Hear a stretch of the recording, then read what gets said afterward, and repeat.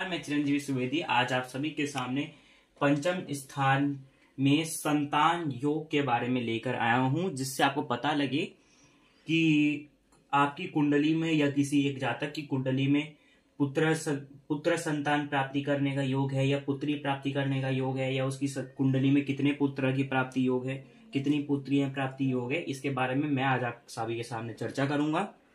और अगर आपको आज की वीडियो मेरी अच्छी लगे तो आप इसे लाइक शेयर सब्सक्राइब जरूर कीजिएगा। इससे पहले भी मैंने पंचम स्थान से विद्या का विचार किया जाता है, तो मैंने विद्या विचार के बारे में भी एक वीडियो बना चुका हूँ। संतान हीन और गूंगापन विचार के बारे में भी मैं वीडियो बना चुका हूँ।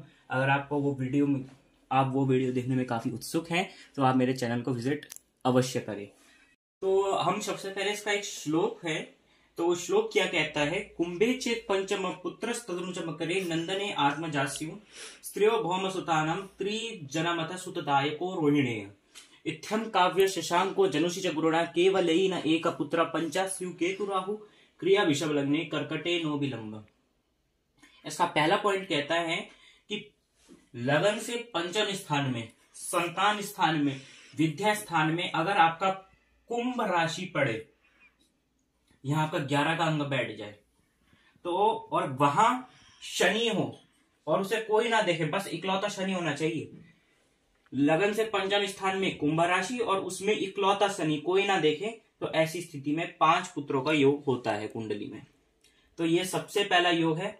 फिर दूसरा योग इसमें बोला जाता है कि लगन से पंचम स्थान में मकर राशि पड़े, दोनों शनि, देखिए 10वें घर का मालिक और 11वें घर का मालिक शनि है, और अगर शनि कुंभ राशि में पड़ता है तो 5 पुत्र का योग बनता है।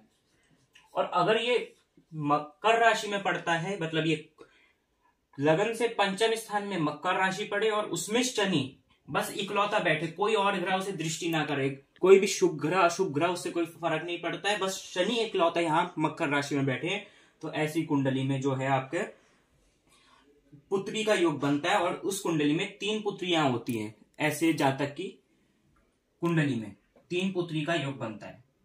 अब इसमें बोला जाता है कि अगर लगन से पंचम स्थान में द्वार से मकर राशि पड़े और उसमें इकलौता मंगल हो, मंगल उच्च का हो, इकलौता मंगल आपका जो है उच्च का होना चाहिए, उसमें कोई ग्रह दृष्टि ना करे, तो ऐसी स्थिति में भी पुत्र प्राप्ति योग बनता है। ऐसी स्थिति में 3 पुत्र की प्राप्ति होती है। ऐसी कुंडली के जातकों की 3 पुत्र होते हैं। ये पॉइंट थोड़ा ध्यान रखना चाहिए क्योंकि इसमें काफी बार मिस्टेक हो जाता है, इंसान काफी बार कंफ्यूज हो जाता है। तो आपको ये पता लगना चाहिए, शनि पंचम स्थान में कुंभ राशि में बैठा हुआ हो 5 पुत्र, अगर ऐसे मकर राशि में बैठा हो तो 3 पुत्रियां, और मकर राशि में मंगल बैठा हुआ 5वें घर में, लगन से 5वें घर में, तो 3 पुत्र के योग बनते हैं। अब इसका चौथा योग आता है। इसमें यह बोला जाता है कि अगर बुध शुक्र चंद्र, बुध,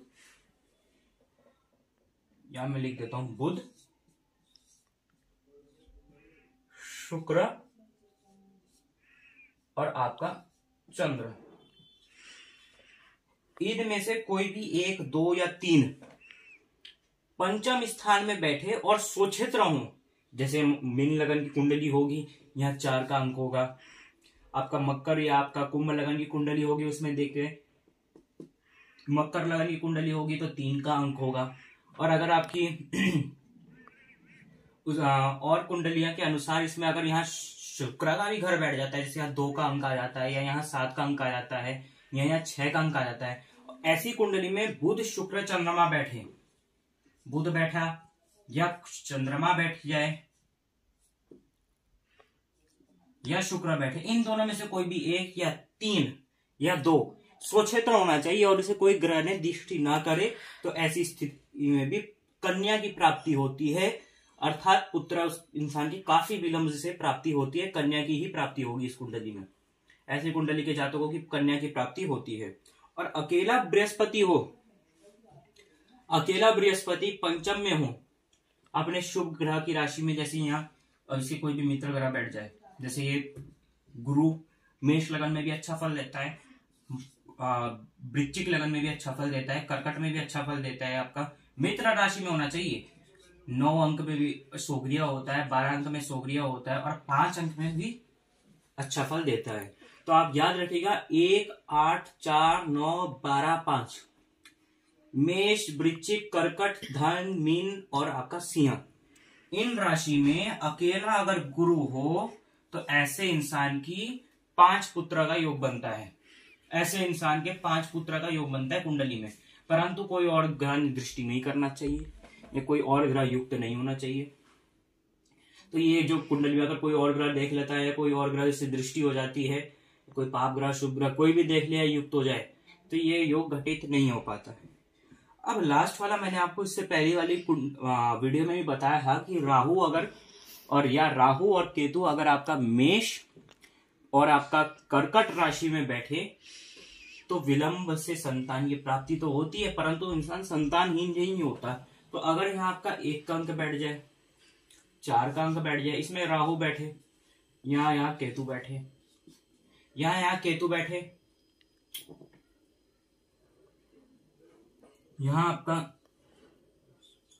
केतु बैठ जाए, यहाँ आपका यहाँ राहु बैठ जाए, दोनों में से यहाँ राहु यहाँ केतु या यहाँ केतु यहाँ राहु, ऐसी स्थिति की कुंडली में भी अगर आपका मेष और कर्कट राशि में ऐसी स्थिति की कुंडली है तो इसमें संतान की उत्पत्ति विलंब से होती है, परंतु मनुष्य संतानहीन योग नहीं बनता।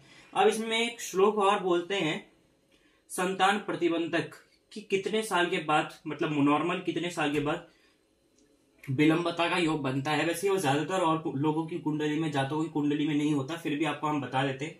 उसका एक श्लोक है, पापो वा सज्जीय सुत भावनागतो पंचमे अष्टमे वा सीतांशु संतसो खगुणी समातुल्य एव प्रबंध यावंत पाप खेटा स्तनय ग्रेगता सौम्य दृष्टा न दृष्टा तावत तत्प्रमाणो नियमित भावे तावती नाम विराम।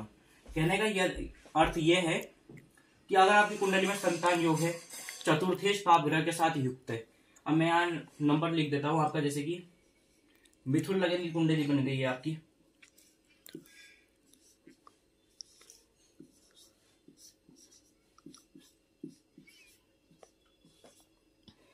फिर मिथुन लगन की कुंडली है और इसमें जो चतुर्थेश हो वो पाप ग्रह के साथ युक्त हो या चतुर्थ में बृहस्पति गया हो। अब चतुर्थेश यहाँ बुध है, वो पाप ग्रह के साथ युक्त हो गया, राहु के साथ युक्त हो गया, और यहाँ आपका जो है बृहस्पति आगे बैठ जाए, ठीक है। और कुंडली में जो चंद्रमा हो, या तो वो यहाँ बैठे पंचम स्थान में, या वो अष्टम में जाके बैठ जाए,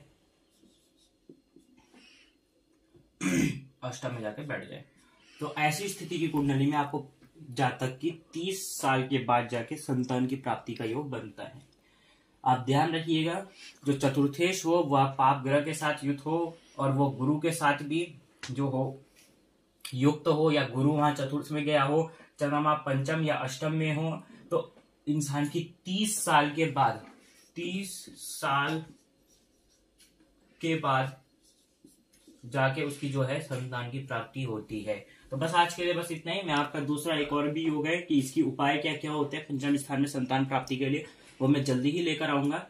और आप मेरे चैनल को लाइक सब्सक्राइब जरूर करें, और अपने कमेंट में भी आप लिख के भेजें कि आप दूसरी वीडियो, नेक्स्ट वीडियो कौन सी चाहते हैं, तो मैं उसी तरीके से आपके लिए वीडियोस लेकर आऊंगा। तब तक के लिए धन्यवाद।